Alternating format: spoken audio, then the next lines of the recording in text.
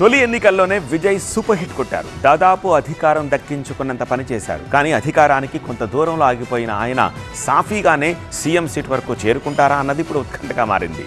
పైకి అంతా ఈజీగానే కనిపిస్తున్నా వాస్తవం మాత్రం కొంత హార్డ్గానే ఉన్నట్టుగా జరుగుతున్న పరిణామాలను బట్టి మనకు అర్థమవుతోంది.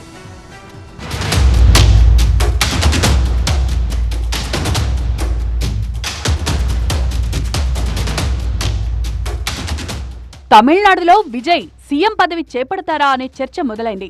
మ్యాజిక్ ఫిగర్ కు 11 సీట్ల దూరంలో నిలిచిపోయిన విజయ్ సారథ్యంలోని టీవీకేకు కాంగ్రెస్ మద్దతు ప్రకటించింది. అయితే మ్యాజిక్ ఫిగర్ రావాలంటే మరో 6 సభ్యులు విజయ్ పార్టీకి జై కొట్టాలి.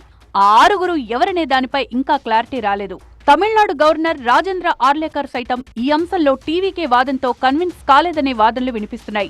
ఇతర సభ్యులు మద్దతు కూడగడితే సాఫీగానే విజయ్ సీఎం సీటు దక్కించుకునే అవకాశముంది. ఒకవేళ అలా జరగని పక్షంలో ఏం జరుగుతుందనేది ఆసక్తికరంగా మారింది. ఈ క్రమంలో పూర్తి స్థాయి మెజార్టీ లేకుండా సీఎంగా ప్రమాణం చేసిన కొందరు నేతలు అసెంబ్లీలో బలం నిరూపించుకోలేక పదవిని వదులుకున్న సంఘటనలున్నాయి.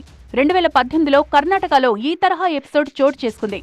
మ్యాజిక్ ఫిగర్ దక్కకపోయినా బీజేపీ నేత యడియూరప్ప సీఎంగా ప్రమాణం చేశారు. మొత్తం 224 సభ్యులున్న కర్ణాటక అసెంబ్లీలో మెజార్టీ మార్కు 112. కానీ బీజేపీ తరపున 104 మంది మాత్రమే గెలిచారు. ప్రత్యర్థి వర్గంలోని కాంగ్రెస్, జేడీఎస్ కలిపి 116 మంది సభ్యులున్నారు. ఈ క్రమంలో బల పరీక్షకు ముందే యడియూరప్ప తన పదవికి రాజీనామా చేశారు. కేవలం 2.5 రోజులు మాత్రమే ఆయన సీఎంగా కొనసాగారు. 2019లో మహారాష్ట్రలోనూ దాదాపు ఇలాంటి పరిస్థితి పునరావృతమైంది. ఆ ఏడాది జరిగిన ఎన్నికల్లో బీజేపీ 105 సీట్లు గెలుచుకుని సింగిల్ లార్జెస్ట్ పార్టీగా నిలిచింది. మ్యాజిక్ ఫిగర్ 145కు 40 సీట్లు తక్కువగా ఉన్న అధికారం చేపట్టింది.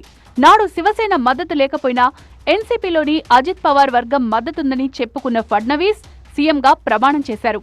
అయితే బల పరీక్షకు ముందే పదవికి రాజీనామా చేశారు. కేవలం 80 గంటలు మాత్రమే సీఎం పదవిలో కొనసాగారు. కేంద్రంలోనూ గతంలో ఇలాంటి రాజకీయ సంఘటనలు చోటు చేసుకున్నాయి. 1996లో జరిగిన సార్వత్రిక ఎన్నికల్లో బీజేపీ సొంతంగా 161 సీట్లు సాధించింది. సింగిల్ లార్జెస్ట్ పార్టీగా అవతరించింది. అయితే మ్యాజిక్ ఫిగర్ 272కు 111 సీట్ల దూరంలో నిలిచిపోయింది. ఈ క్రమంలో ప్రధానిగా బాధ్యతలు స్వీకరించిన వాజ్పేయి బల పరీక్షకు ముందే పదవి నుంచి వైదొలిగారు. కేవలం 13 రోజులే ప్రధాని పదవిలో కొనసాగారు. ప్రస్తుతం తమిళనాడులో విజయ్ సారథ్యంలోని టీవీకే మ్యాజిక్ ఫిగర్ కు అవసరమైన 118కు కొన్ని సీట్ల దూరంలో ఉంది. వీరికి ఇతర పార్టీలు పూర్తి స్థాయిలో మద్దతిస్తే సమస్య ఉండదు. కానీ అలా జరగకపోతే ఏం జరుగుతుందనేది ఉత్కంఠగా మారింది. అదే జరిగితే విజయ్ సీఎంగా ప్రమాణం చేస్తారా, చేసిన బల పరీక్షలో అధికారాన్ని నిలుపుకుంటారా అన్నది ఆసక్తి రేపుతోంది. అయితే గతంలో కర్ణాటక, మహారాష్ట్ర, కేంద్రంలో ఉన్న పరిస్థితులతో పోల్చితే తమిళనాడులో రాజకీయ పరిస్థితులు భిన్నంగా ఉన్నాయని, కాస్త ఆలస్యమైన విజయ్ సీఎం సీటు దక్కించుకోవడం ఖాయమనే చర్చ జరుగుతోంది. అయితే రాజకీయాల్లో ఏదైనా జరగచ్చనే అభిప్రాయాన్ని పలువురు వ్యక్తం చేస్తున్నారు. మరి సీఎం సీటు మెజార్టీకి కొన్ని అడుగుల దూరంలో నిలిచిన విజయ్ భవిష్యత్తు ఏంటన్నది త్వరలోనే తేలిపోనుంది.